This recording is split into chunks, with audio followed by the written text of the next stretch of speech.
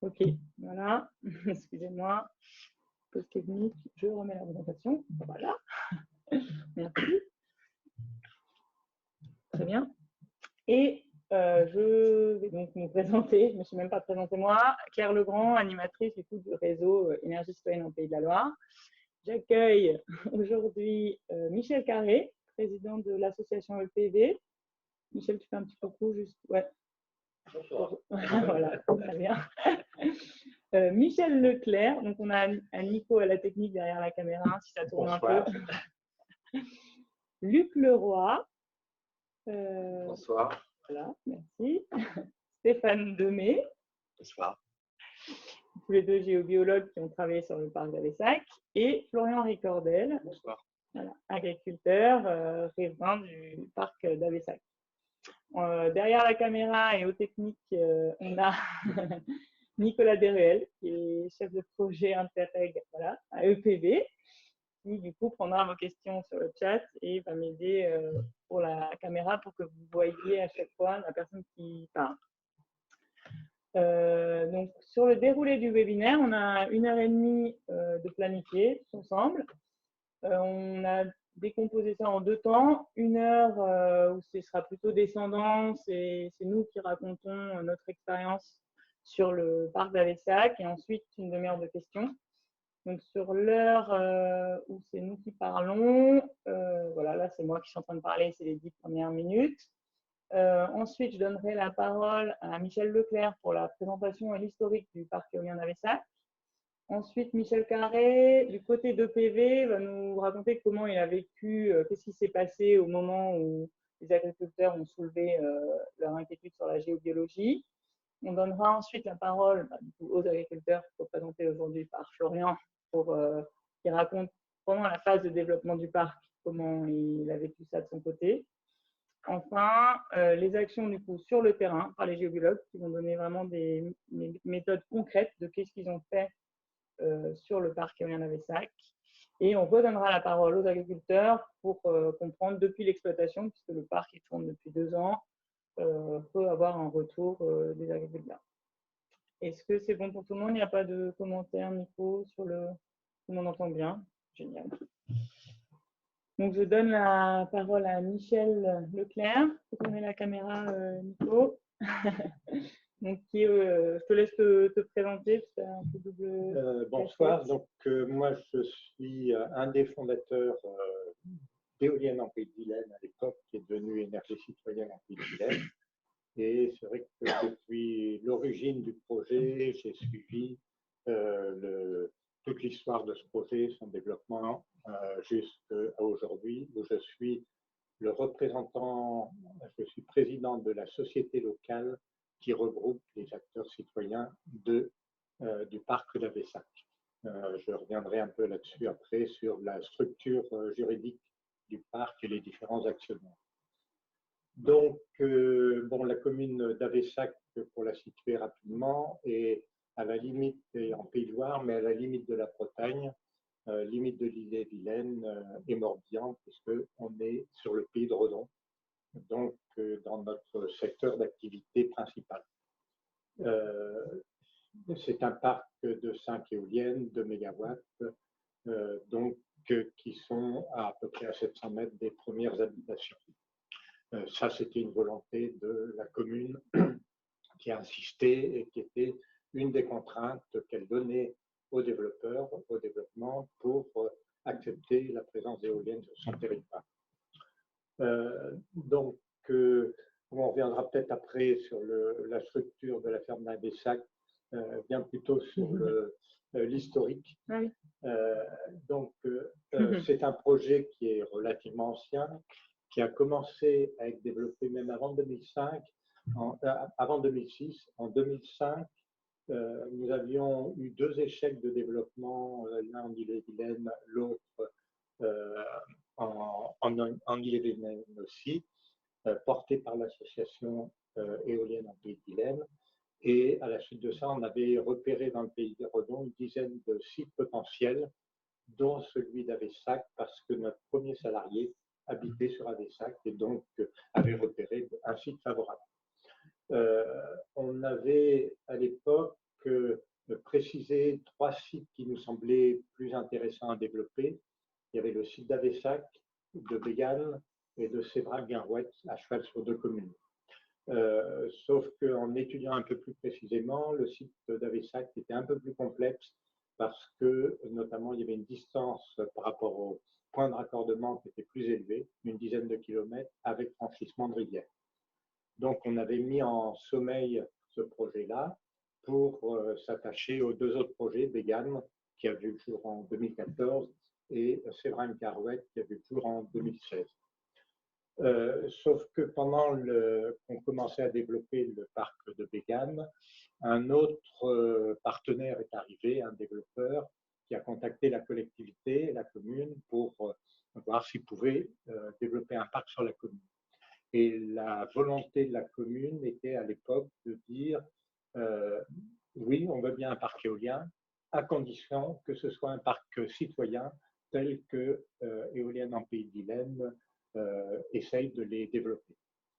Donc, le développeur devait se mettre en relation avec l'association et en 2007, on a créé un accord qui permettait de faire du co-développement associant le développeur privé et l'association Éolienne en Pays d'Ilène. L'association étant minoritaire à 20% dans la société de projet.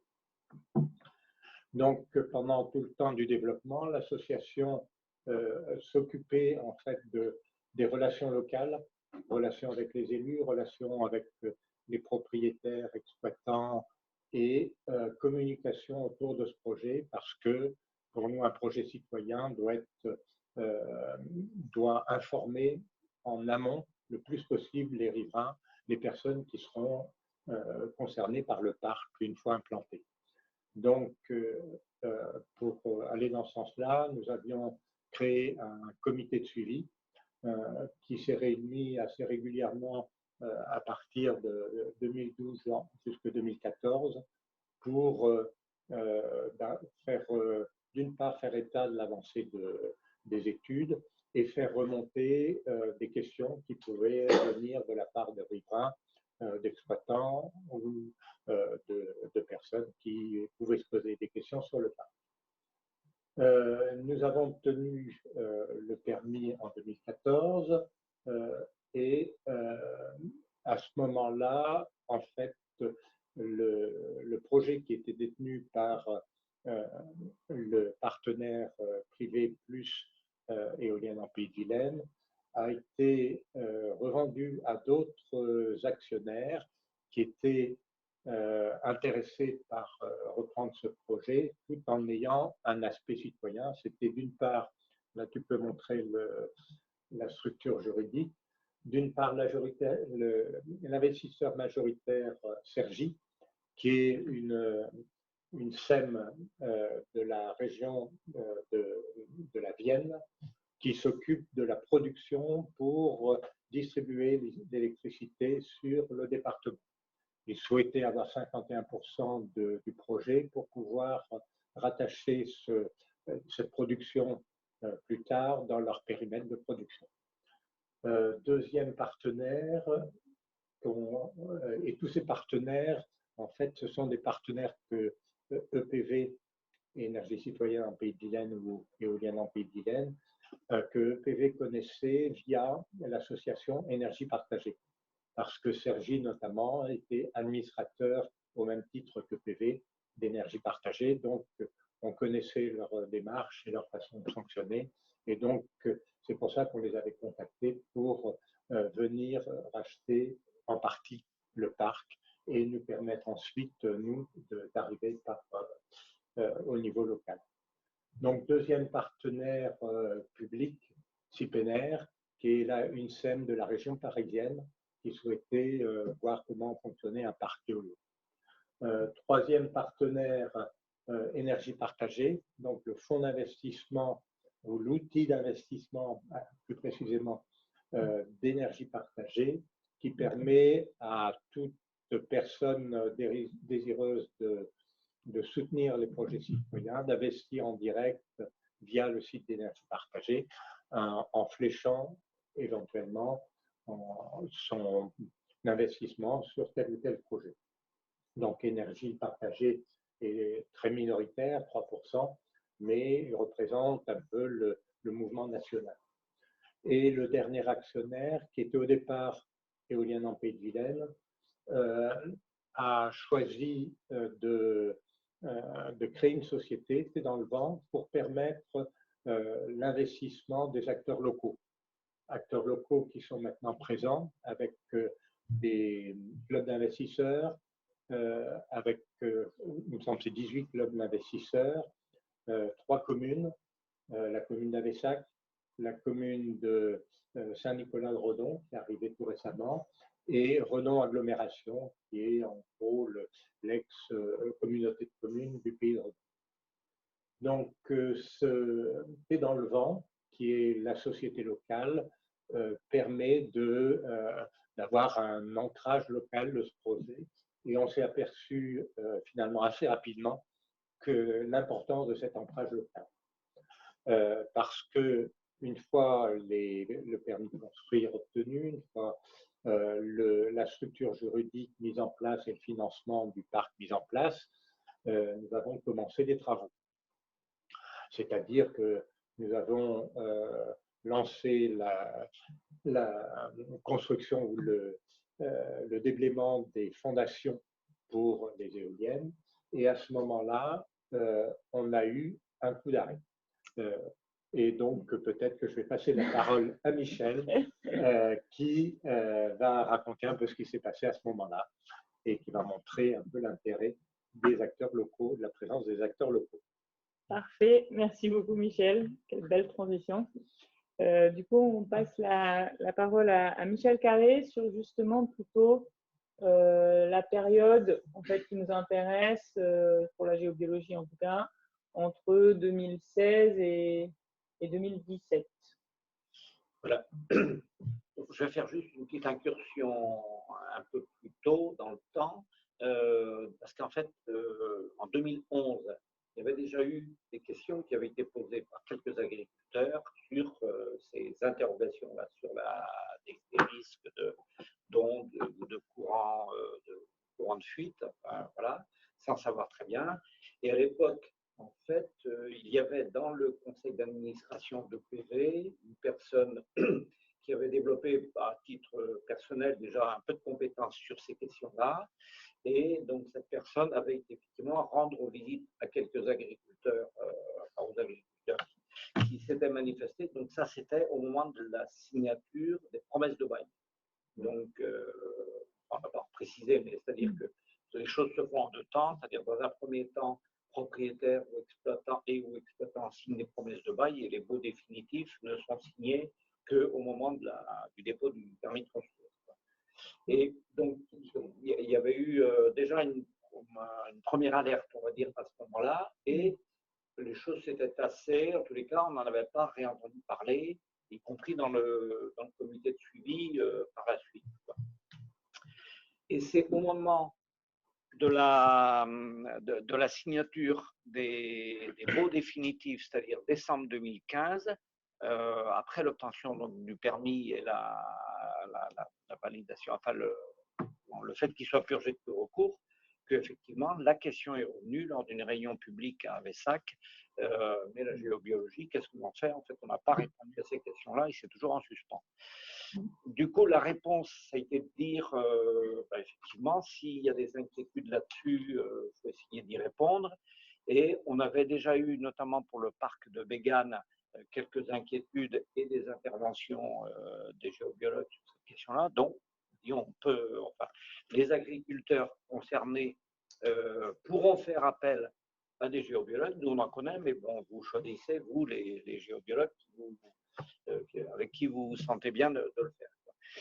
Et du coup, donc, il y a eu un premier travail de prospection qui a été fait au mois de mars, donc là on est en 2016, et c'est ça, et qui a mis en évidence effectivement qu'il y avait 2 éoliennes qui étaient sur ce qu'on appelle les microfailles géologiques. Donc je laisserai après Stéphane et Luc préciser un peu de quoi il s'agissait, mais donc il y avait quand même un signal d'alerte. Et lors d'un comité de suivi, ou je ne sais plus bien, mais fin avril, effectivement, donc on a fait part aux personnes présentes, aux agriculteurs présents de cet état de fait-là, donc ce qui a soulevé quand même un certain mécontentement. Donc nous, entre-temps, on avait discuté avec des géobiologues qui disaient, bon, effectivement, ça peut présenter un risque, on n'est jamais sûr de rien, mais du coup, effectivement, il faut vraiment pouvoir y regarder de plus près quand même, quoi, hein. Donc voilà.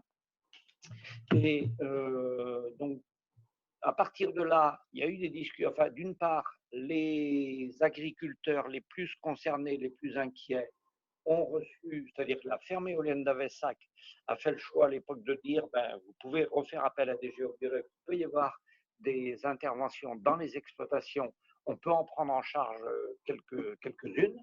Et donc, il y a eu visite dans ces quelques exploitations et qui ont mis en évidence, en fait, non, je vais laisser Luc et Stéphane préciser les choses, mais en fait, ça n'a pas été de nature à apaiser les choses, quoi, hein, puisque effectivement, donc, il n'y a pas de certitude dans ce domaine-là, et du coup, on continuait d'avancer en disant on va prendre des précautions. Il peut y avoir des interventions au pied des machines, sur les machines, dans les exploitations, qui limitent au maximum les risques, mais encore une fois, on ne peut être sûr de rien, quoi. Voilà.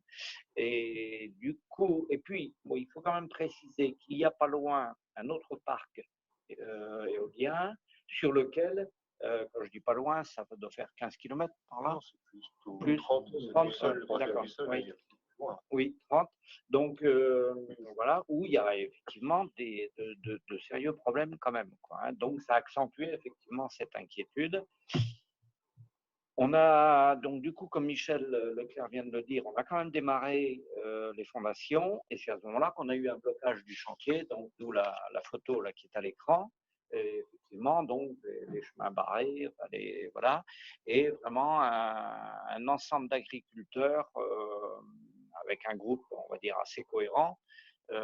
Effectivement, ils ont interdit effectivement l'accès sur le chantier.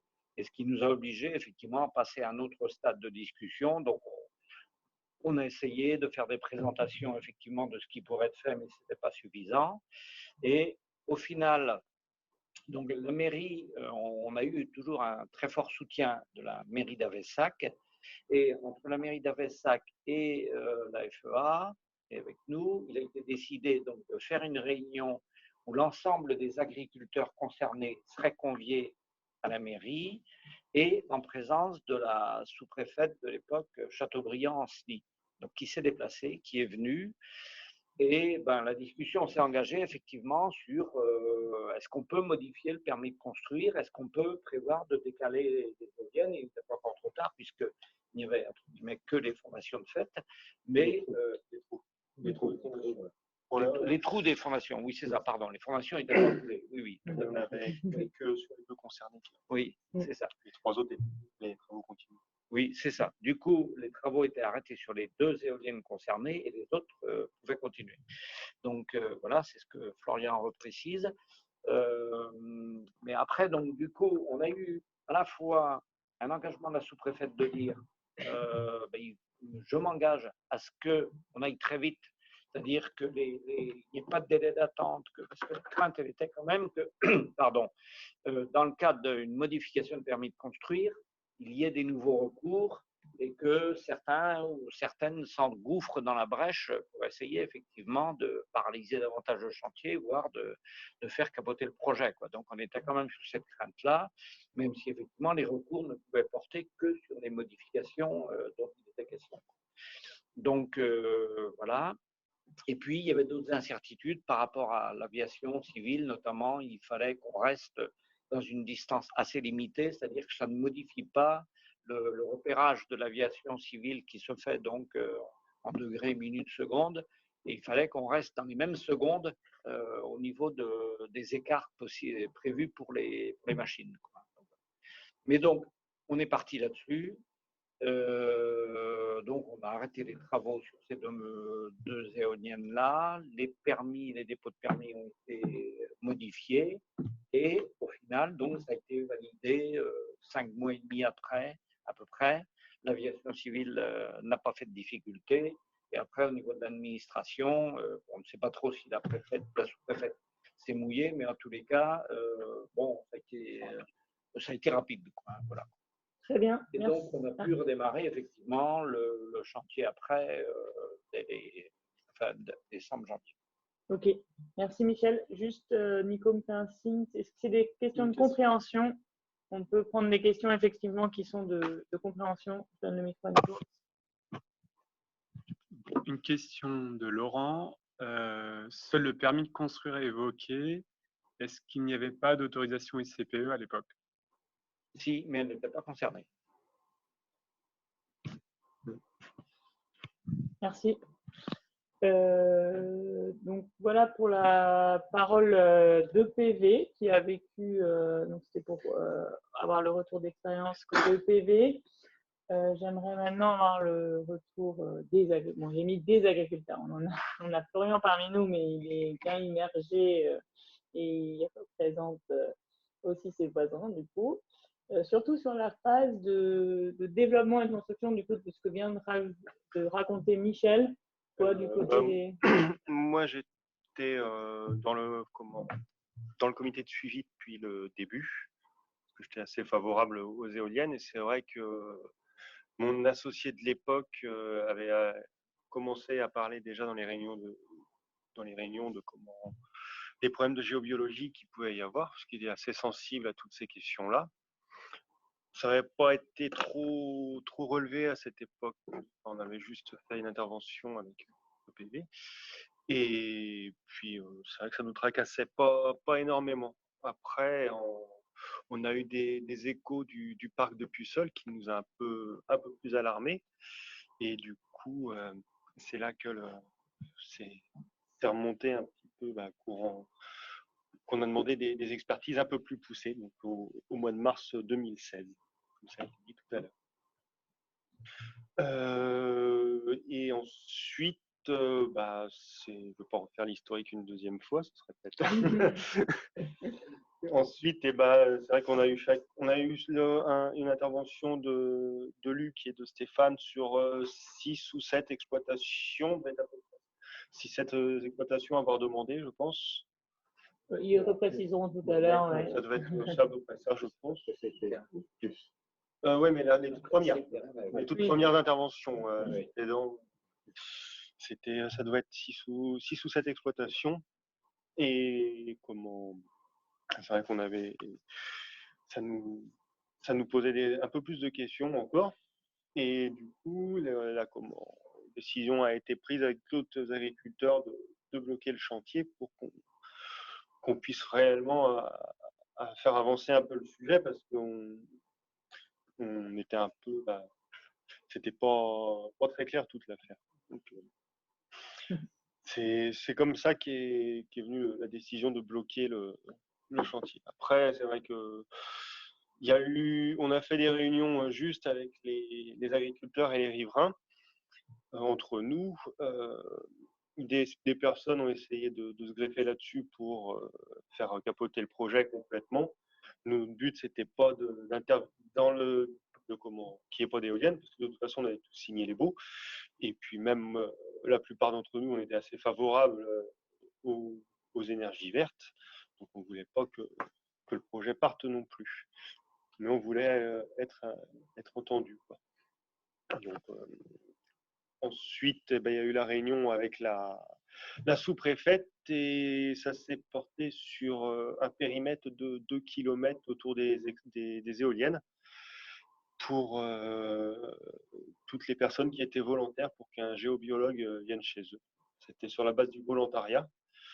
Et donc, toutes les exploitations qui étaient volontaires et les personnes, les riverains aussi, et qui étaient volontaires, ont pu avoir accès à ce rapport géobiologique.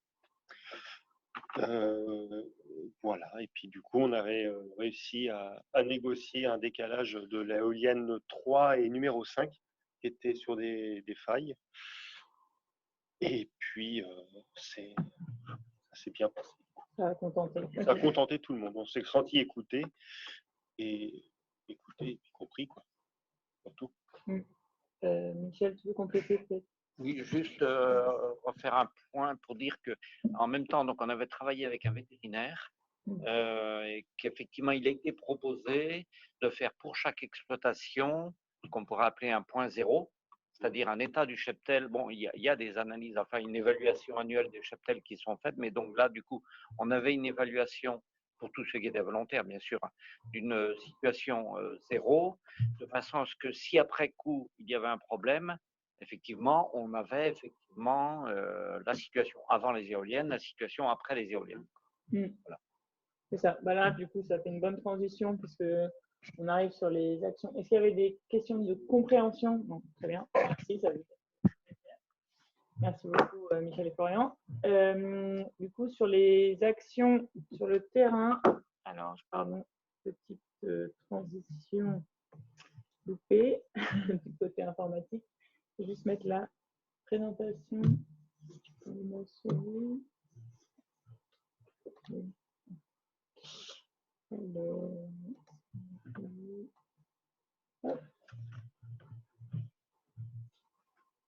Et voilà. Je donne la parole du coup à Luc Leroy en premier pour nous expliquer, donner une petite définition parce qu'on parle depuis le début de géobiologie, mais on n'a pas vraiment expliqué ce que c'est.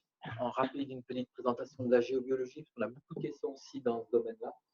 Donc, nous, dans la géobiologie, on parle là principalement dans les domaines d'élevage, mais c'est exactement pareil pour les maisons. On prend des facteurs sensibles, c'est-à-dire des choses où on n'a pas d'appareil de mesure pour quantifier ce qui se passe. C'est ce que faisaient les soucis à l'époque, c'est-à-dire avec des baguettes. On vient repérer des zones de perturbation géophysiques liées notamment au sous-sol. Ça peut être des failles, des passages d'eau, des réseaux qu'on appelle curies. Donc, on va étudier un petit peu ce qui se passe en sous-sol pour prendre en compte aussi les échanges électromagnétiques subtils qu'il y a entre la Terre et l'atmosphère. Évidemment, les problèmes de géobiologie, ce n'est pas que les éoliennes. On a commencé bien avant avec d'autres choses, notamment des courants parasites qui peuvent circuler dans le sol, liés soit en interne de la ferme ou de la maison, soit des courants externes liés au réseau électrique, lignes haute tension, antennes de téléphonie, etc. Donc, notre objectif, c'est d'arriver à prendre la vision globale de l'exploitation ou de la maison pour en faire une synthèse et comprendre comment ça fonctionne. Voilà. Alors, juste peut-être en introduction, on est sollicité, on est beaucoup questionné par des porteurs de projets éoliens qui nous disent ben non, on n'a pas de parc où il y a des problèmes. Et en fait, nous, on a fonctionné comme ça, on est demandé par les éleveurs. Donc, c'est au fil des années qu'on a pu comprendre qu'il y avait des soucis dans certains parcs. Et notamment, on va voir comment, c'est quand les éoliennes sont mal positionnées par rapport à la géologie, c'est là qu'il se passe des soucis. Voilà, tu peux passer. Si on prend la carte géologique du secteur d'Avessac, donc les éoliennes ne sont pas positionnées, vous repérez des traits noirs en caractère gras ou des pointillés en caractère gras. Ça, ce sont des zones de faille que les géologues officiels du BRGM, Bureau de recherche minière et géologique, ont pu déterminer. Donc c'est vrai, dans le secteur Grand Ouest Bretagne, on a un sous-sol qui n'est pas très loin, granitique, schiste et autres. Donc on va avoir des cassures géologiques. Donc les traits noirs, je dirais, c'est les gros impacts. Après, comme disait Michel tout à l'heure, il y a les microfailles et c'est ça que l'on va chercher pour voir où elles sont. Les géologues n'ont pas pu les déterminer parce qu'elles sont petites. Voilà, tu peux passer la deuxième. Donc nous, ce qu'on peut imaginer un peu le problème des éoliennes, mais ça peut être de l'antenne de téléphonie, d'un transformateur EDF ou d'une ligne haute tension, d'un pylône. C'est ça, vous avez l'éolienne au fond qui va être positionnée sur un croisement de passage, un passage d'eau ou faille ou autre. Et il va y avoir comme une résonance, que nous on appelle informationnelle, qui va vibratoire, qui va circuler en sous-sol et en surface. Voilà. Il peut y avoir aussi un habitat ou une maison qui peut être dans ce passage-là. Et là, le géologue va pouvoir les percevoir.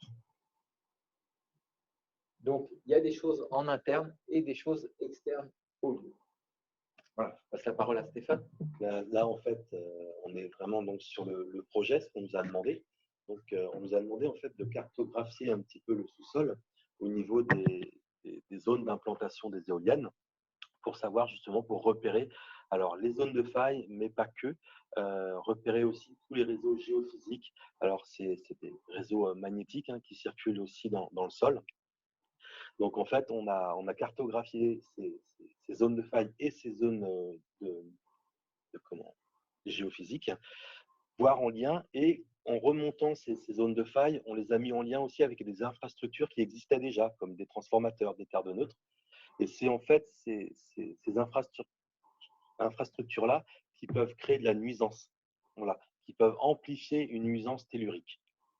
Donc, là, on a un exemple. Alors, vous voyez, les bandes bleues, c'est les microfailles, ce que nous, on a répertorié avec Luc.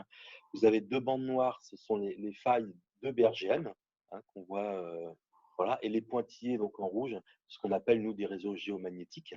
Et là, ce qu'on a répertorié, donc, c'est des réseaux de type Curie, qui sont aussi importants, certains, aussi importants que des micro-fissures, des micro-failles, parce qu'elles transportent aussi, elles véhiculent de l'information électrique, vibratoire, voilà, même chimique et informationnelle. Donc, c'est ce travail-là qu'on a fait, cette cartographie. Alors, avant de passer, est-ce que c'est une question de compréhension qu'il faut poser tout de suite ou c'est général sur la géobiologie? Je pense que c'est… Ok, merci. Une question de Léa.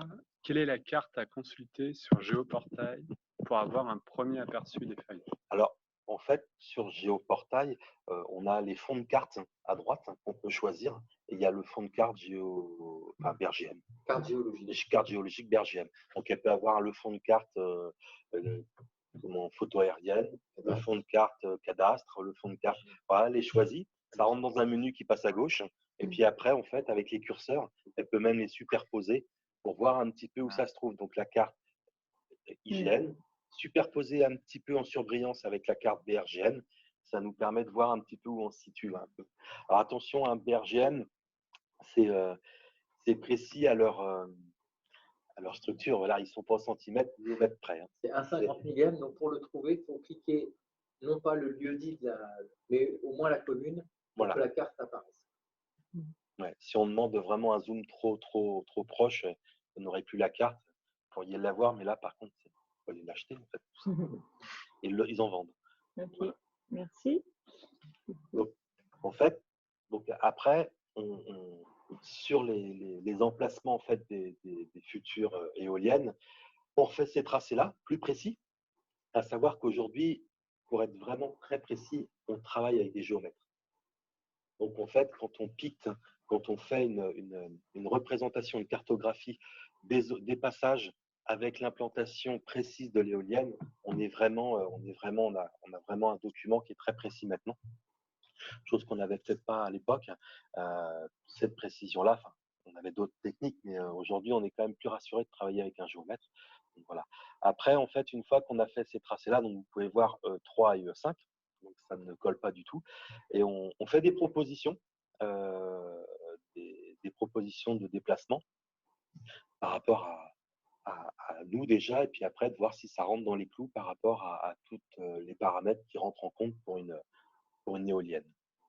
Voilà. Ok, merci. Donc ça, c'est ce qu'on appelle le diagnostic implantation. Voilà, l'implantation. Sur site. Voilà. Nous, on travaille d'abord sur l'implantation, l'implantation qu'on nous donne. On dit voilà, l'éolienne va être là. On tourne autour, on regarde toutes les zones de perturbation, on les note. Ensuite, on va un petit peu plus loin quand même. On va voir si on trouve vraiment des zones de faille qui sont assez échues, assez fortes. On se dit, il n'y a peut-être pas quelque chose, tout n'est peut-être pas naturel. Donc, on les remonte et on regarde justement s'il n'y a pas d'infrastructure dessus, comme des relais de téléphonie, comme des transfos, qui peuvent amplifier ce signal-là, et notre ressenti aussi. Et j'ai souvenir aussi que c'était les 5 éoliennes et le poste de livraison. On n'a pas oublié. Important sur certains parcs, ceux qu'on parlait tout à l'heure, le poste de livraison est vraiment au centre de la perturbation. Donc, effectivement, il faut prendre en compte les éoliennes, ainsi que le PDL, et ainsi que la manière dont elles sont montées, notamment ce qu'on appelle les équipotentialités entre les éoliennes. Est-ce qu'elles sont reliées par un fil de cuivre nu ou pas? Ça, pour nous, ça change beaucoup de choses. La façon de faire aussi la prise de terre du PDL, nous, nous, on donne des conseils. On a vu que ça ne dérangeait pas du tout les techniciens de la concevoir de telle manière. Parce qu'avant, le procédé, c'était de faire du maillage sous le PDL, en maillage fermé. Nous, ça nous pose des problèmes vraiment de, de ressenti. Il suffit juste de les ouvrir pour ne pas avoir d'induction et puis pareil, de ne pas les placer sur des zones de perturbation parce que ça nous fait encore un signal là, électrique pour le coup dans le sol qui peut être véhiculé par la zone de faille tout simplement. Oui, une question en ligne. Une question de Gilles. À quelle distance une perturbation peut se faire ressentir? Alors, pour la ressentir, on utilise des baguettes comme les sourciers ou des baguettes au type géobiologue. C'est quand on est dessus qu'on la ressent. Alors, après, la grande question qu'on se pose toujours, parce qu'on n'a pas des dizaines d'années de recul, c'est est-ce qu'on peut être proche ou pas de la dalle? Ce qu'on prend en compte comme marge, c'est au moins ne pas que la perturbation soit sur la dalle. Et après, on essaie d'avoir 3, 4, 5 mètres de décalage par rapport à la dalle pour être sûr que si la perturbation s'amplifie par quelque chose d'extérieur, que ça ne vienne pas, je dirais, effleurer ou toucher la dalle. La question sera plutôt le problème jusqu'où on peut ressentir. À quelle distance, par exemple, de lumière, on peut ressentir les effets de. Alors, si on avait remonté, on peut remonter la carte juste avant. Si vous allez vers le nord, par exemple, vous avez Nérac, qui est le petit village. On est à quoi? On est à 1 km, 1 km et demi. 1 km et demi. Donc, on peut avoir une habitation qui va être à 500 mètres de l'éolienne, mais dans une zone neutre et pas avoir de soucis. Par contre, on peut être sur cette ligne bleue en direction de Nérac et avoir un problème. Parce mais ça peut aller à 2, 3, 4, 5, 10 km, ça a déjà été vu. Après, la perturbation, surtout quand on est sur des failles où il y a de l'eau dedans, d'accord, on véhicule une information, voilà, quand elle est électrique ou même une information qui a une fréquence, par exemple, une vibration, c'est la même chose. S'il y a de l'eau, on est au niveau de la distance, moi je vois pas trop de limite en fait. En plus, faut savoir que c'est relayé par d'autres infrastructures souvent. Donc, Il y a une question dans la salle du coup de Michel. Oui, il y avait eu aussi un autre état des lieux de fait dans toutes les exploitations et les habitations privées concernant leurs installations électriques ou les prises de là, feu. je reviendrai pour. Parce qu'en fait, il y a une chose aussi, c'est que il peut y avoir des perturbations, mais comment aussi, quand ça passe à côté de l'exploitation, alors pas plein dedans, mais juste à côté, c'est comment s'en prévenir. Donc, il faut qu'on réorganise aussi, nous, le tellurique de l'exploitation. C'est-à-dire, ben non, ta prise de terre, tu ne peux pas la mettre là, on va la mettre là, parce que là, il y a un axe, ça peut remonter par là. C'est comment se protéger aussi de toutes ces zones de faille au niveau tellurique. Donc, nous, notre travail, c'est d'abord, on verra tout à l'heure, de faire un diagnostic électrique pour essayer d'avoir. Les problèmes, c'est souvent des millefeuilles, donc c'est pour enlever un petit peu de problématiques à la ferme, mais c'est aussi de regarder son sous-sol, de faire sa cartographie, de se dire on va mettre ces éléments-là ici, pour ne pas être impacté. En fait, c'est tout simple, c'est comme une personne qui se nourrit mal, qui est fatiguée, qui ne dort pas, elle a plus de chances d'avoir un problème s'il y a un virus qui passe dans l'atmosphère. Si le lieu il va bien, il est bien corrigé déjà d'origine, ça ira mieux. La faille, en fait, son amplitude de perturbation va dépendre notamment, dans notre société moderne, de tous les courants électriques, électromagnétiques et fréquences qui va passer dedans. Donc déjà, sur la ferme, si on peut alléger un peu le morceau, c'est très gagnant. Oui, du coup, je vois que Nico a d'autres questions, mais on va peut-être continuer parce que sinon, ça va. On n'a pas une vision globale de tout ce qui a été fait par les géobiologues. Donc ça, c'était sur vraiment le diagnostic d'implantation, on a fait ça. On passe à un autre. Avant que les éoliennes soient montées, il avait été demandé de faire des diagnostics à la fois chez les riverains. Donc on a travaillé sur 35 maisons. On a travaillé aussi sur une quinzaine de fermes. Donc là, c'est diagnostic maison pour vérifier déjà dans la maison tout ce qu'il y a en termes de perturbations électromagnétiques, radio réveil, Wi-Fi, téléphone sans fil, etc. Quel était le potentiel dans la maison et quels conseils on pouvait donner aux habitants pour que la pression chez eux puisse descendre. plus après un diagnostic géobiologie. Nous, notre travail, c'était de faire le diagnostic, mais pas faire les travaux. Après, chaque personne était libre de modifier des choses dans leur chambre à coucher ou pas, par exemple. Très bien, merci. Alors, le diagnostic au niveau des exploitations. Donc, nous, avec Luc, on a conçu un protocole pour faire des mesures. D'abord, des mesures électriques. Donc, en fait, on regarde vraiment les organes les plus importants dans l'exploitation. Donc, au niveau de l'installation électrique, c'est la conformité électrique, la prise de terre, les valeurs de prise de terre, les valeurs des liaisons équipotentielles, c'est les masses métalliques, de raccorder les masses métalliques à la terre. Et c'est cette qualité de raccordement des masses métalliques pouvant être touchées par les animaux en lien avec la terre. Donc là, il y a des normes, c'est moins de 2 ohms par exemple au niveau des liaisons équipotentielles, donc on regarde ça. Ça, c'est aussi une manière de se protéger de courants parasites qui viennent soit de l'exploitation, mais qui peuvent aussi venir de l'extérieur.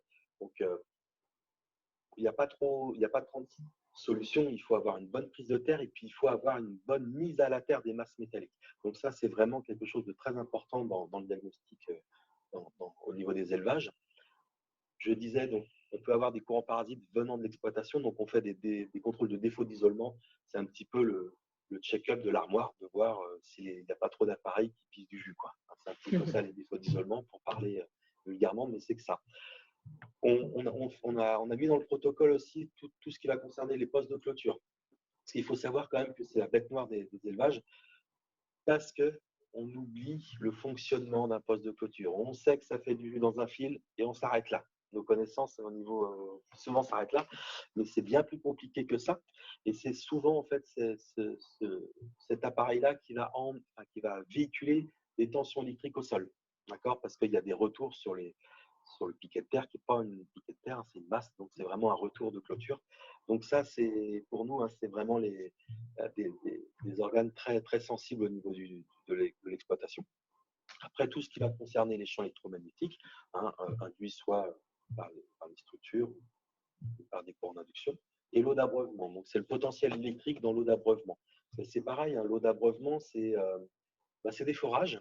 Les forages, c'est la géologie. Quelque part, c'est des trous qui sont faits dans le sol et qui sont sur des failles, parce qu'il y a de l'eau. Et donc, on peut se poser la question de savoir ce que peut nous amener cette eau-là.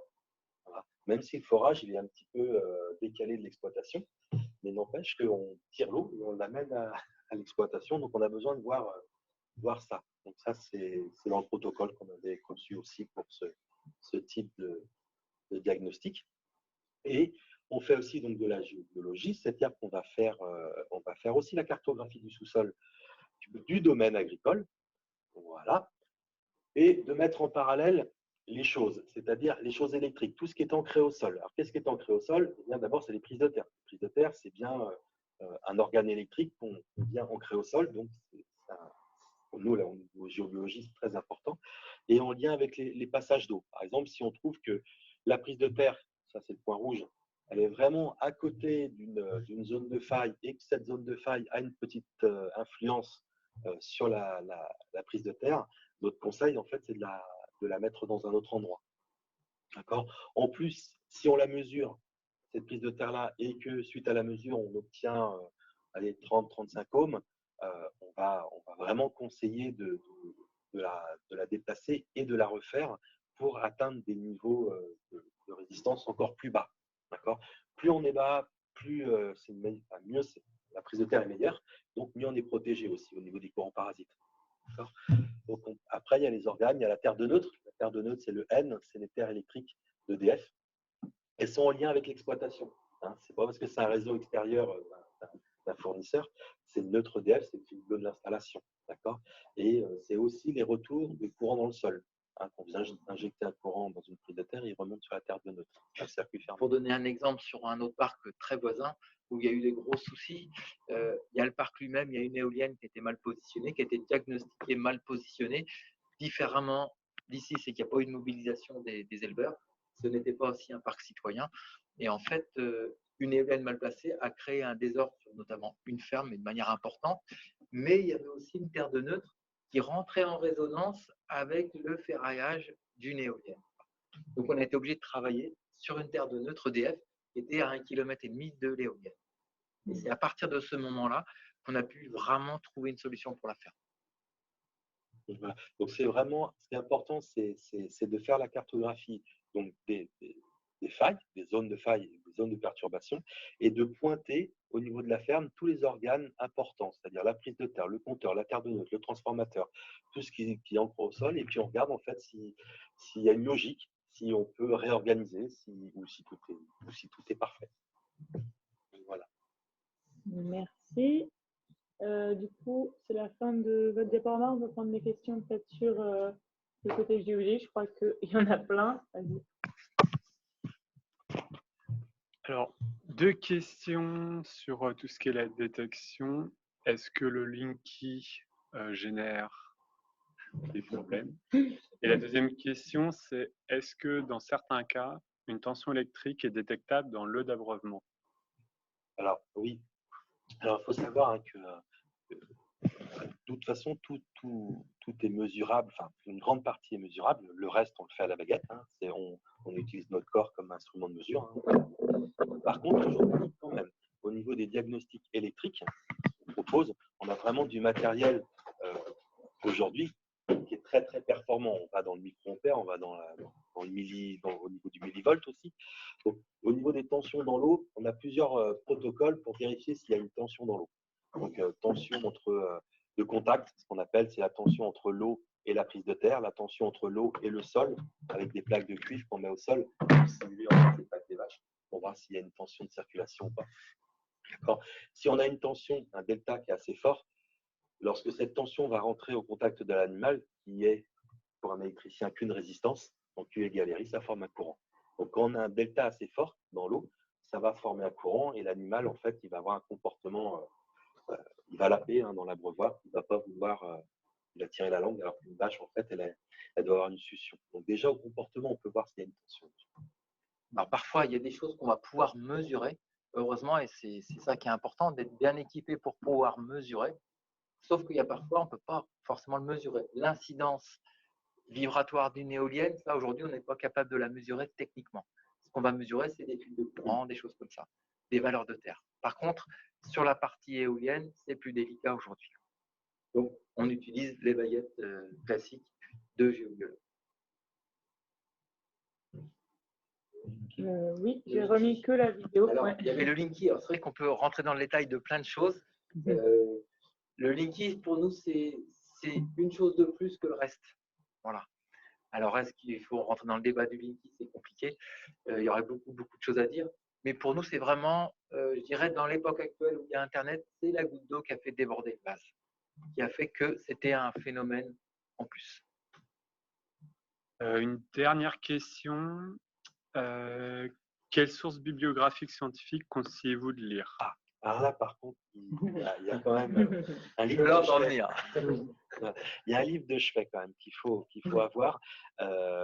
Alors, il va forcément vous tomber des mains, mais il faut le lire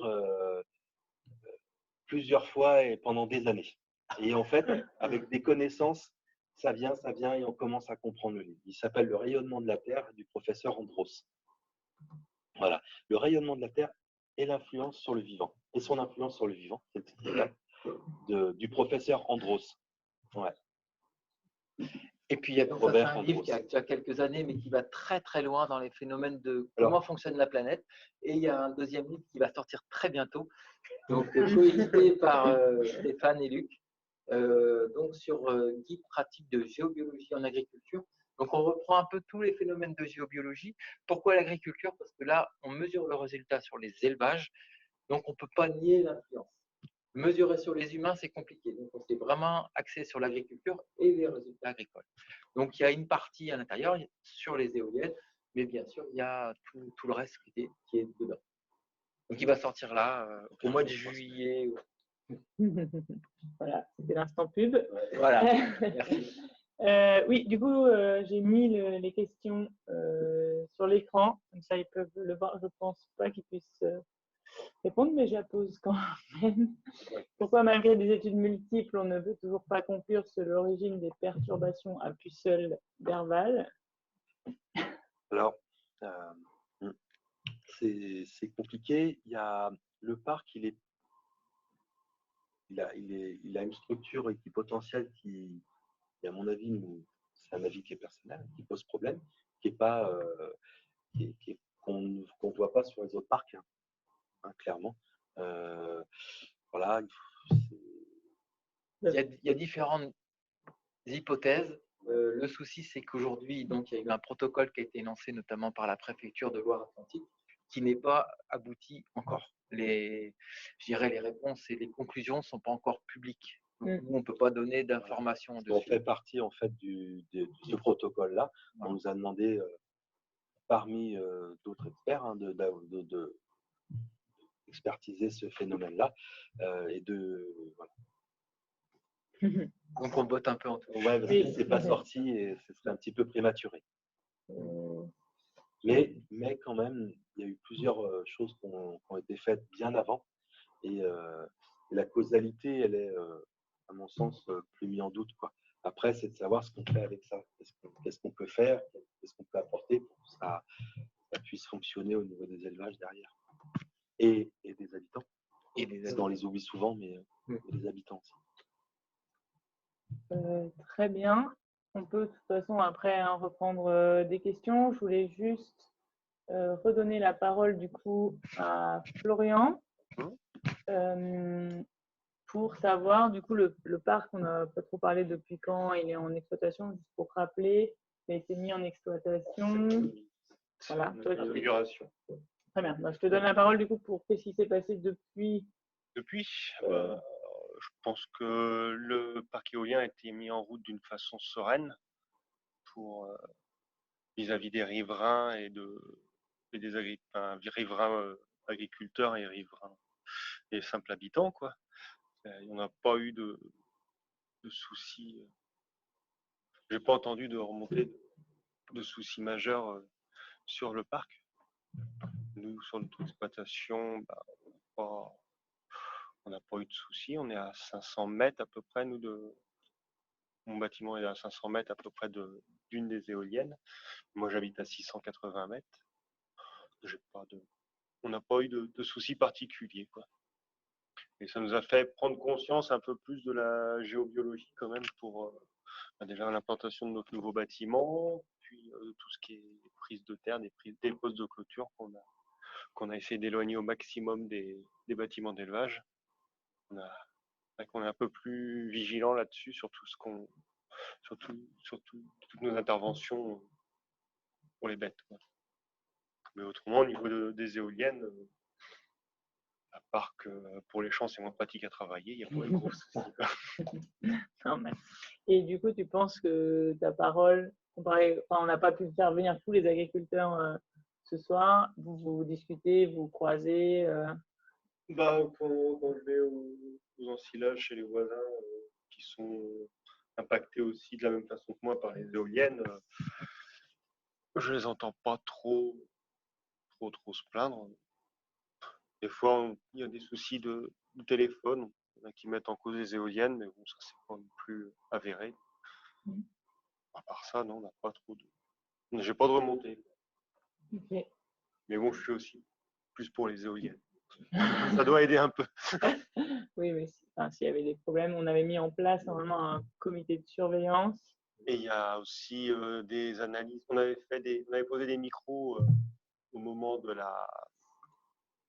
l'étude des micros pour le bruit au niveau de l'étude du projet. Et une fois que les éoliennes ont été en route, des micros ont été replacés pour bien redéfinir aussi les moments de bridage des éoliennes. Et moi, je suis le plus près. C'est moi la maison la plus près en tant que riverain. Je les vois pas et je les entends pas non plus. Quand elles tournent très vite, c'est qu'il y a du vent dehors, donc je reste à l'intérieur de la maison. Du coup, une question. Une question de Laurent. Combien a coûté les études pour Avessac, donc les études géobiologiques? Alors, pour Avessac, je ne sais plus, je n'ai pas les chiffres exacts en tête. Ce que l'on fait, nous, en fait, on est une équipe de géobiologues réunis dans une association qui s'appelle Ocentel, Donc, suivant la localisation, on intervient différemment. Donc, en moyenne, on pourrait dire c'est autour de 1 500 €, sachant que pour les interventions éoliennes implantation, pour limiter les risques, parce que ce n'est pas avec des appareils de mesure, c'est vraiment du ressenti, on s'oblige de venir au moins à 2 géobiologues, voire 3 géobiologues, si le site est difficile, pour limiter toutes les erreurs qu'on pourrait apporter. Donc, on fait le diagnostic, on fait un compte rendu. Et on est rassuré. Enfin, aujourd'hui, on demande aussi le géomètre avec nous. Donc déjà pour implanter définir l'endroit exact des éoliennes, parce que, voilà, pour être sûr nous qu'on puisse travailler la zone. Et quand on fait des piquetages pour définir les zones de faille, le géomètre nous les pique. Et après, en fait, au niveau de la cartographie, on a quelque chose un bon support. Et ce qui est intéressant, quand le géomètre vient pour piqueter les zones de perturbation, c'est après, les porteurs peuvent déplacer les éoliennes dans un environnement neutre. Donc ça, c'est bien le coût pour l'étude d'implantation. Voilà. C'est pas pas le pour résumer, voilà, on avait un peu quatre actions que moi j'avais notées. On avait du coup au moment plutôt du développement, avant de choisir l'implantation, faire cette étude dont vous parlez, l'étude d'implantation, puis faire des visites, des pré-diagnostics un peu de chaque ferme, faire des visites dans les habitations, et enfin, on n'a pas parlé de sur le chantier, voilà, des petites choses à voir au moment du chantier. Donc, c'est 4 choses à additionner. S'il veut savoir les coûts, je suppose que Laurent est impliqué dans un projet éolien citoyen que je connais bien. C'est un peu le coût global. Voilà. Alors après, global, ça dépend du nombre de fermes, ça dépend du nombre d'éoliennes. Donc les éoliennes, en moyenne, c'est 1 500 € quand c'est un parc de 4-5 éoliennes. Ensuite, par ferme, globalement, on va être à 600 € à peu près. Alors nous, c'est des prix hors taxe, hein. Par ferme, c'est du temps consacré. Pour les maisons, on est à 250-300 €, où on essaie de grouper vraiment les interventions. On les fait toujours à deux. Du coup, pour rebondir, une question sur la durée d'une intervention. Alors, durée d'intervention, en gros, il faut compter quasiment la journée. Pour le diagnostic terrain pour le parc. Après, pour une ferme, ça va être une demi-journée à 2 d'intervention. Et pour la maison, c'est compter 1 à 2 heures. Donc, on compte aussi le rapport que chaque ferme a, donc, sur ses mesures, sur ses conseils. Donc, et c'est vrai que dédié, quoi. Voilà. Et sur le parc d'Avessac, comme d'autres parcs, mais surtout on a commencé un peu à Avessac, on a fait aussi une autre intervention qu'on n'a pas parlé tout à l'heure, c'est qu'une fois que les éoliennes implantées, là correctement, on a travaillé sur la fondation, sur la qualité des bétons dans la fondation. C'est-à-dire qu'on a mis certains procédés, ce que nous on appelle des dispositifs de neutralisation, dans la carcasse des ferraillages béton pour stabiliser énergétiquement la dalle. Alors, ça sera un petit peu long à expliquer comment ça marche. C'est le travail des géobiologues notamment. Et les 5 éoliennes, on a travaillé dessus juste la veille des fondations, du coulage des bétons. Donc, c'était pour amener une garantie supplémentaire. Oui, donc ça, c'était aussi 2-3 jours, on avait dit à voilà, peu près, parce que ça faisait 2 jours de travail au total. Donc, c'est bon pour cette question-là, Laurent? Oui, du coup, une autre question? Donc, une autre question de Greg. Recherchez-vous les réseaux Hartmann? Oui, alors en fait, les réseaux Hartmann, Curie, enfin tous les réseaux géomagnétiques, hein, il y en a plein, c'est des réseaux qui sont naturels. Ils sont partout, d'accord? Le Hartmann, c'est un 2 mètres sur 2,50 m. Voilà. Donc, il y en a partout. Ça vous donne la grille voilà, de réseau Hartmann. Donc, en fait, c'est le vivant, c'est avec ça que la Terre vit. Donc, c'est pas quelque chose de... C'est pas nocif, c'est pas du tout nuisible, même pas un Curie. C'est en fait la superposition. Par exemple, si on a une ligne Curie, qu'on appelle la 36, une des plus fortes, qui croise avec un Hartmann et tout ça sur un courant d'eau, voilà, là on a une nuisance. Voilà, on a un point, ce qu'on appelle géopathogène, c'est pas très joli, mais c'est comme ça. Mais sinon, il ne faut pas avoir peur du tout des réseaux. On parle souvent des réseaux Hartmann et Curie. Pourquoi? Parce que d'abord, c'est les plus connus, mais c'est surtout les plus petits, les plus serrés. C'est ceux qu'on retrouve le plus sous nos pieds, quoi. D'accord? Donc, ces grilles-là, elles peuvent être impactées, être déformées, être amplifiées, mais c'est pas de leur fait, c'est parce qu'on a soit une infrastructure dessus qui les met en C'est dissonance. la pollution électrique et vibratoire qui va stimuler ces réseaux-là. Mm. Mais c'est comme l'eau. C'est pas l'eau qui est gênante en sous-sol, c'est la perturbation qu'on va injecter dedans. Donc les réseaux Hartmann, oui, il y en a tous les 2,50 m. Donc sur une ferme de, je sais pas combien elle fait, la ferme en distance, la tienne, il y a 300 mètres de long, 400 mètres sur le bâtiment, tous les 2 mètres, on ferait une cartographie qui serait infernale si on mesurait. Après, c'est pareil, il faut pas. Il y a ce piège-là, c'est-à-dire qu'on peut ressentir énormément de choses. Par exemple, avec un petit peu d'apprentissage, c'est assez facile d'apprendre à ressentir une ligne Curie. Si on commence à tout cartographier, déjà ça fait peur. Et puis après, si on ne l'explique pas, ben, on ne fait plus rien. On ne peut plus implanter un bâtiment parce qu'on fait des traits partout et surtout ça dédouane. Donc c'est pas logique. Donc il faut vraiment prendre vraiment des bandes de nuisances. Là on a noté, il y avait une ligne Curie sur le schéma qu'on a donné tout à l'heure, qui était vraiment, elle était différente des autres, elle était impactée. Vraiment, elle était très forte. Donc on le note, ça c'est normal. Mais une ligne Curie, donc, on a tous les 4,50 m, on n'en a noté qu'une sur un grand territoire, parce que celle-ci, on sait qu'elle est activée par quelque chose. Donc c'est ça, notre travail, il faut la suivre et de voir il y a quoi sur son chemin. Qu'est-ce qui fait qu'elle soit aussi résonante. Mais pas en avoir peur. Moi, j'ai une question, du coup, s'il n'y en a pas du côté des participants. J'ai entendu qu'en 1944, la préfecture obligeait, ou en tout cas rendait. Alors, voilà.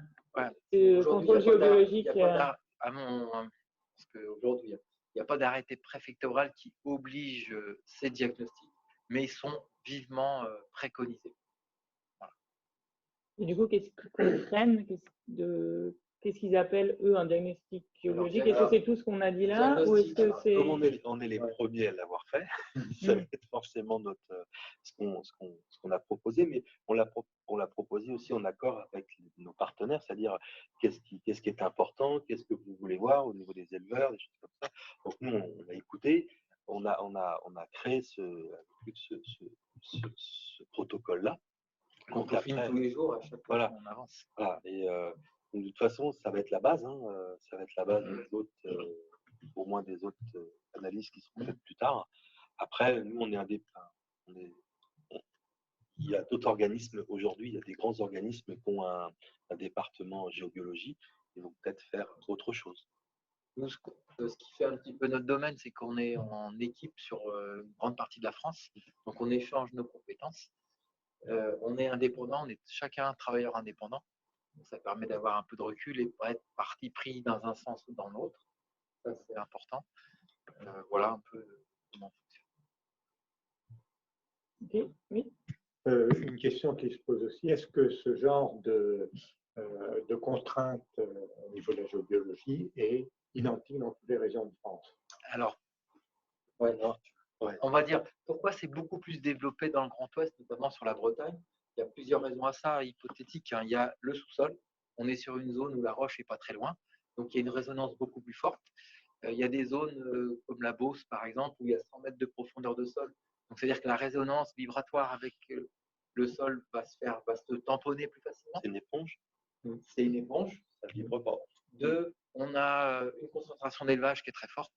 Je veux dire, en Beauce, moi je suis originaire de la Beauce, il y a plein d'éoliennes, mais il n'y a pas d'élevage, donc c'est difficile de mesurer les performances des troupeaux en Beauce. Il y a ça. Il y a la culture traditionnelle, il y a les menhirs un peu partout, des dolmens, donc dans l'inconscient collectif, c'est quelque chose qui peut exister. Donc il y a des réflexes tout de suite, il y a quelque chose même si on ne comprend pas. Là, je crois que c'est quelque chose qui est évident, ce qui fait qu'il y a un réseau de géobiologues qui s'est développé de manière plus importante qu'ailleurs. On entend souvent auprès des opérateurs éoliens, ah oui, mais dans le reste de la France, il n'y a pas de problème. Là, on a des collègues qui commencent à être dans d'autres régions, les problèmes remontent, quoi. Il peut y avoir, parce que c'est moins dense, donc les problèmes sont moins remontés. Oui, c'est au niveau surtout au niveau de la structure du sol, quoi. Du coup, c'est sur des sols assez durs, très proches. Merci beaucoup. Oula, je vois plein de questions du côté de Nicolas, donc du chat. Vas-y. Donc la première question, une personne qui était surpris, qui avait ça, qui a modifié le PC, parce que pour déplacer 1,5 m implantation d'éolienne, il aura fallu faire porter à connaissance pour modifier l'ICPE, ce qui a duré 4 mois. Donc c'est Laurent qui fait cette remarque. Donc une autre question, les perturbations sont-elles déterminées par plusieurs géobiologues, sans concertation entre eux? Alors, ouais, c'est des questions très différentes. On va peut-être répondre l'une après l'autre. Celle de Laurent, il est surpris. On a fait un permis de construire modificatif. On n'a pas eu besoin de refaire tout le permis. Ouais, attends, Michel, je te laisse. Et notamment sur les histoires d'ICPE, en fait, il me semble me souvenir que ça ne modifiait pas fondamentalement à la fois la géométrie du parc, la nature des éoliennes, donc les risques pour l'environnement. Donc du coup, c'est passé très vite cet aspect-là. Est-ce que ça répond à la question, Laurent? Ou est-ce qu'on a mal compris ta question? Bon, on va prendre les autres questions, Laurent, sinon tu reposeras. Donc la deuxième, c'est plutôt pour les géobiologues. Le processus, du coup, est-ce que vous vous concertez? Comment vous faites? On travaille sur le site en même temps, d'accord? On vient à deux, c'est pour confirmer, d'accord? C'est qu'un ressenti. Voilà, donc on confirme. Après, nous, on a l'habitude de travailler ensemble avec les autres collègues. Donc ça va très vite. Et puis, on n'est pas... voilà, c'est un travail commun. Je veux dire, c'est pas... Je ne juge pas, on n'est pas là pour ça. On l'a déjà fait. Une petite anecdote, hein, ça a déjà été fait. On nous a mis à 3 km sur une zone de faille où il y avait une éolienne qui fait le coup. Ils ont coupé l'éolienne, ils ont injecté du courant dans l'éolienne. Si nos baguettes bougeaient quand ils injectaient du jus. De manière officielle, avec un organisme bien connu, tout ça, avec, comment on appelle ça, huissier et compagnie. Quoi. Donc voilà, c'était un test qu'on nous a demandé un petit peu, à mon sens, animal de foire, mais il fallait, non, mais clairement, il fallait vraiment y passer. C'est pas évident, c'est un métier où on doit vraiment être assez concentré. Et quand vous avez une armée de personnes qui vous regardent, voilà, c'est différent. Mais n'empêche que ils ont injecté 20 fois dans l'éolienne. Et nous, on l'a perçu 19 fois. Sur les exploitations, sur les fermes. Sur les fermes, donc à 4 km plus loin. Donc on ne la voyait même pas, l'éolienne, parce qu'on ne tournait pas, parce que c'était du jus EDF, RTE qui venait injecter du jus dedans. Donc en fait, c'était pour voir si il y avait une causalité ou si on pouvait vraiment s'appuyer sur ces techniques-là. Donc nous, c'est vrai que dans notre métier, on n'en est plus là, mais nous, on comprend la question, hein, attention, on la comprend bien, mais on n'en est réellement plus là. Alors c'est vrai que quand on travaille à 2, voire à 3, c'est vraiment, comme il y a des enjeux quand même, on le prend vraiment sérieusement, donc des enjeux économiques, des enjeux, etc. Donc c'est vraiment, on se sert des autres pour confirmer ce qu'on a trouvé. Donc, une autre question sur le travail des géobiologues.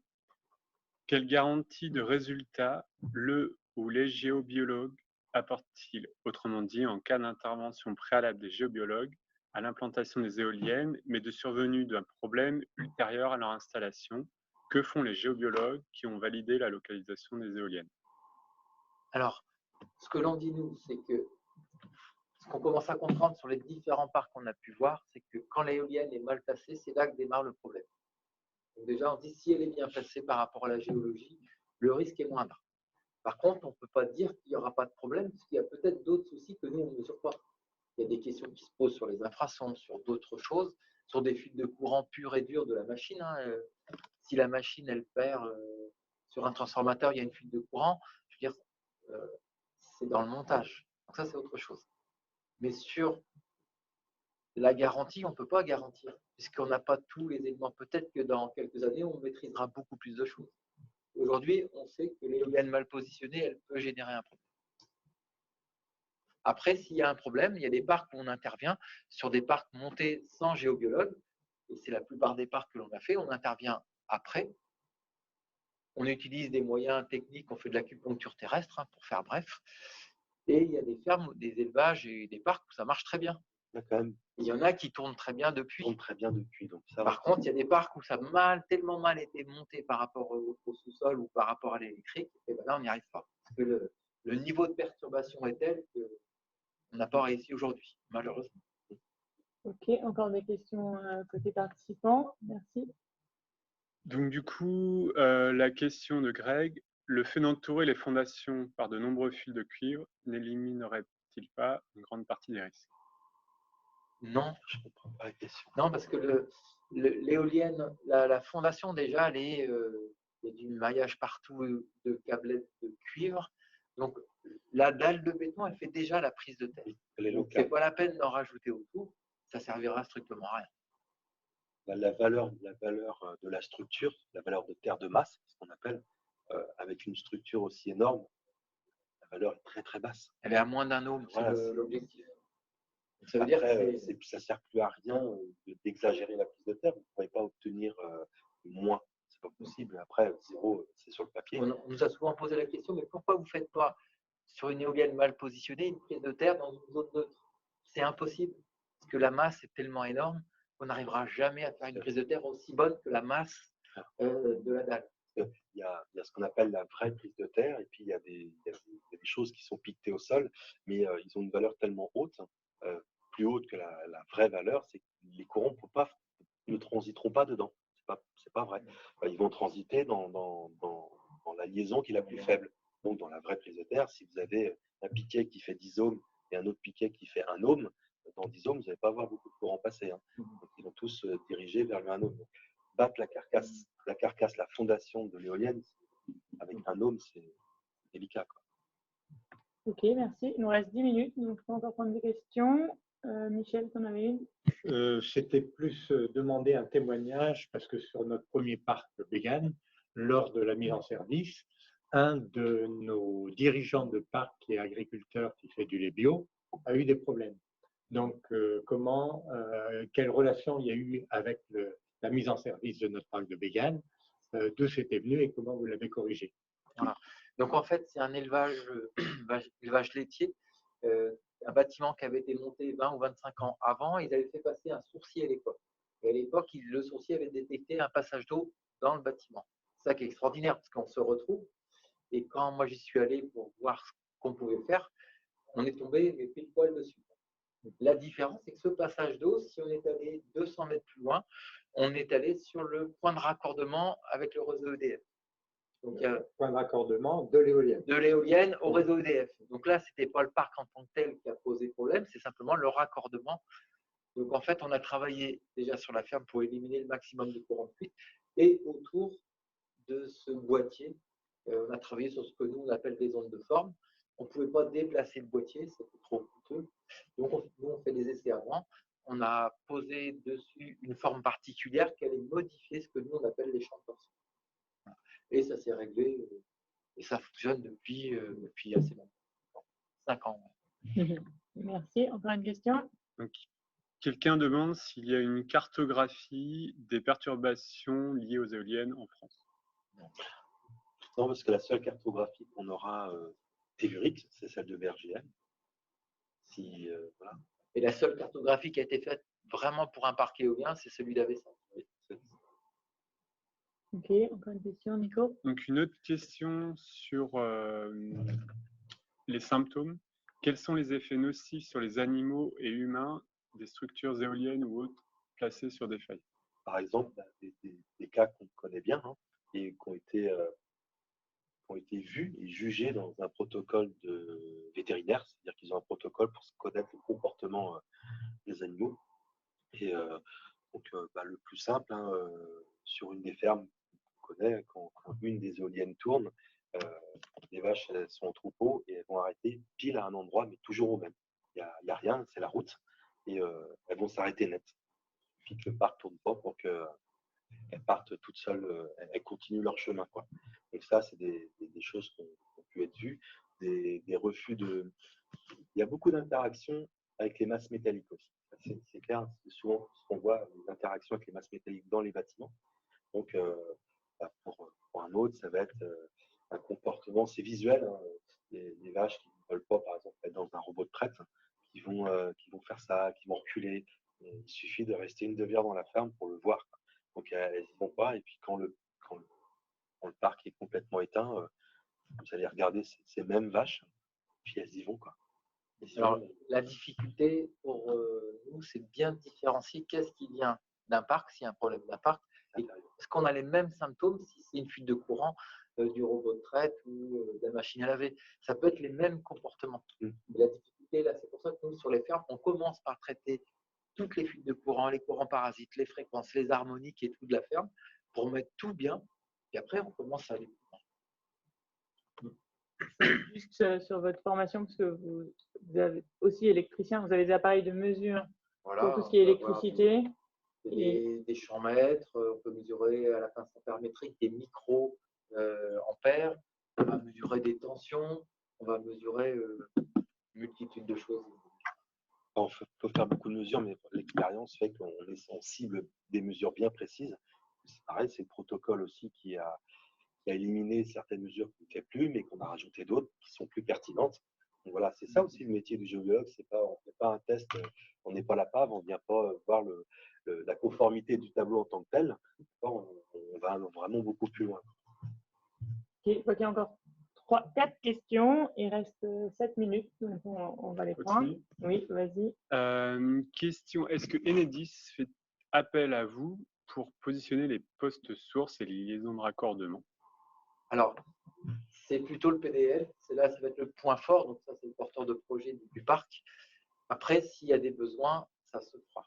Mais dans le cadre des parcs, ça ne s'est pas fait du tout. C'était vraiment pour nous le PDL, parce qu'après le raccordement, il va se faire loin. Il y a juste la Bégane où ça s'est fait comme ça, mais ce type de raccordement, ça ne doit plus se faire maintenant. Maintenant, ça se fait. Ça dépend de la puissance du parc. Voilà. Pour des parcs peu puissants, là c'est 8 MW et une très bonne ligne électrique, on peut faire des raccordements sur des lignes 20 000. Mais il faut qu'il y ait des circonstances au niveau de la ligne électrique qui permet d'accepter ce parc. Voilà. Alors, ce qui est d'Enedis, par exemple, c'est un travail de longue haleine, ça se fait petit à petit. Si vous prenez la semaine dernière, il y a un journal qui s'appelle L'éleveur laitier, il y a un article sur la géobiologie, et on prend l'exemple d'un agriculteur de PC, là juste à côté, qui a eu des soucis d'élevage, et Enedis a bien voulu jouer le jeu de déplacer ce qu'on appelle une terre de neutre. Et aujourd'hui, voilà, on voit bien que son propos, ça se comporte mieux, les vaches rentrent en salle de traite, elles se détendent, et voilà, il y a eu un partenariat de fait à ce moment-là. Il y a eu aussi un autre partenariat, il n'y a pas si longtemps que ça, sur une terre de neutre qui a été déplacée avec vraiment l'accord, pleinement avec l'accord d'Enedis. C'était un élevage qui était un peu plus d'1 million de cellules, il était en arrêt de collecte. Et suite à ce changement-là, c'était fini après. Et tout est revenu dans l'ordre. Donc après, c'est très. Nous, on a donné on est retourné voir Enedis, on leur a montré le résultat de la ferme. Donc, on les a mis aussi acteurs du bénéfice, quoi. Il ne faut pas toujours dire être contre, parce qu'ils sont aussi contents d'avoir, bah oui, on a des bons retours aussi, quoi. Et là, ça vaut un élevage quand même. Oui, on m'a dit. Une autre question, peut-on envisager que tout aille bien à la mise en route des éoliennes, puis que suite à une autre infrastructure installée plus tard, on remette en cause l'impact de l'éolienne? C'est notre flou à nous, c'est ce qu'on ne peut pas maîtriser. C'est pour ça qu'on peut mettre nos moyens à disposition pour accompagner le projet. D'abord, notre mission, elle n'est que là, d'accompagner un projet pour qu'il se passe bien au niveau de notre profession à nous, qui soit en accord avec ce qu'on a vu au niveau du sous-sol.